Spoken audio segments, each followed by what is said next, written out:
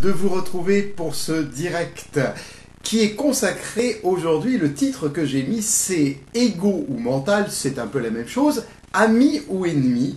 Eh bien, la réponse, ce sont les deux, mon capitaine. Et je vais vous expliquer pourquoi. D'abord, il faut comprendre que votre ego, votre mental, a été créé à la base pour votre survie. Donc, en fait, quand on est petit, par exemple, on peut avoir un risque en mettant la main autour d'une bougie, on va bien sûr se brûler. Est-ce que quand on a 20 ans, 30 ans, 40 ans et davantage, est-ce que vous auriez l'idée d'approcher vos mains d'une bougie puisque vous le savez? Eh bien, ça vous paraît peut-être simpler ce que je suis en train de vous dire, mais il faut comprendre que, alors que votre conscience, alors que vous faites un travail intérieur pour évoluer au quotidien, votre mental n'est pas du tout prêt à faire le même travail. Et en fait, chaque fois que vous allez vouloir faire évoluer votre conscience, il n'y avait pas de pif et de la résistance, eh bien votre mental va faire de la résistance. Il va vous empêcher en finale de sortir de votre zone de confort. Parce qu'en fait, chaque fois que vous effectuez des changements dans votre vie, pour le mental, changer, c'est mourir un peu. Donc le mental va chercher à vous maintenir en permanence dans votre zone de confort. Et au niveau du corps, vous êtes peut-être pour la plupart habitués à ce qu'on appelle les chakras ou centres d'énergie. Un chakra, c'est comme un mini-cerveau. En réalité, on a des neurones dans tout le corps. On sait qu'on en a au niveau des intestins, on sait qu'on en a au niveau du cœur, du cerveau, bien évidemment. Et chaque petit chakra, qui est un centre d'énergie, est un mini-cerveau. Alors, ce mini-cerveau-là, qui est ici au niveau de mon estomac, il correspond au mental, il correspond à l'ego, et c'est là, en fait, que va se trouver ce mental. Et là, vous avez ici, finalement, quelque chose de différent qui est votre champ du cœur, qui est le lâcher-prise, qui est la confiance, qui est le lieu où vous habitez vraiment, où est votre véritable demeure et qui est connecté à votre partie lumière. Eh bien, figurez-vous que là, entre les deux, entre l'ego et le champ du cœur, il y a un passage qui est très très mince. Par exemple, lorsqu'on fait des soins avec des personnes, on découvre que ces personnes peuvent avoir des nausées aussi, parce que le passage du mental, c'est-à-dire du contrôle au lâcher-prise, est quelque chose qui n'est pas évident du tout.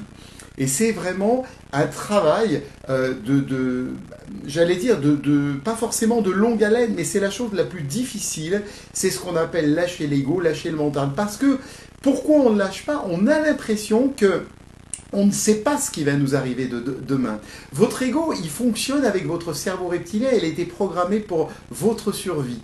Donc, automatiquement, il y a un conflit entre les deux, et c'est ce qu'on appelle le conflit entre le cœur et la raison. Alors, pour simplifier les choses, voilà, imaginons le schéma de l'Aurige, c'est-à-dire ce célèbre char, où vous avez un cheval, et vous avez un conducteur de char. On ne va pas jouer baignure, mais on n'en est pas loin. Alors, le problème, c'est que si vous mettez en conducteur votre mental, votre ego, eh bien, en fait, et que le cœur, c'est votre cheval, vous allez passer à côté de beaucoup de choses, à côté de la mission fondamentale de votre vie, à côté, j'allais dire, de votre essence personnelle, et comme disait Paulo Coelho, de votre légende personnelle, parce que vous allez vous empêcher de vous dépasser, parce que le mental, l'ego, va être animé par beaucoup de peurs, beaucoup de restrictions.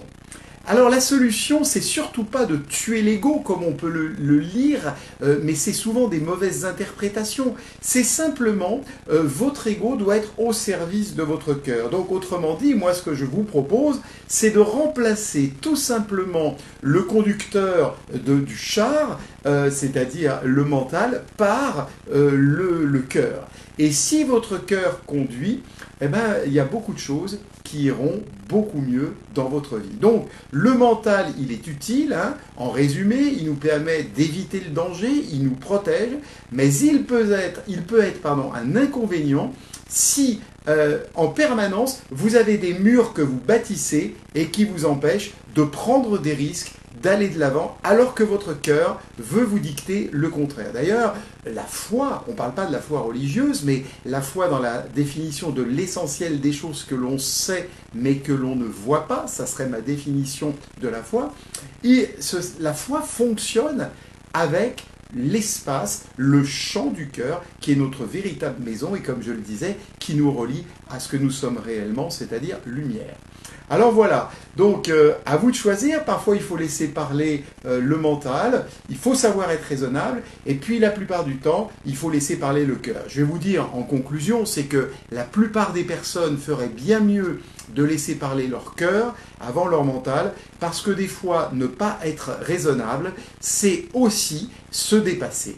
Je vous souhaite une très belle journée, j'espère que ce message vous a intéressé, et on se retrouve demain. Alors demain, on sera mercredi, et demain, mon message aura lieu à 21h. 21h, ça sera un peu tard, vous le regarderez plus tard, ou demain, parce que je ne pourrai pas le faire sur l'heure des déjeuners. Merci de me suivre, c'était Manuel Sperling pour Bouger la vie Académie. Au revoir.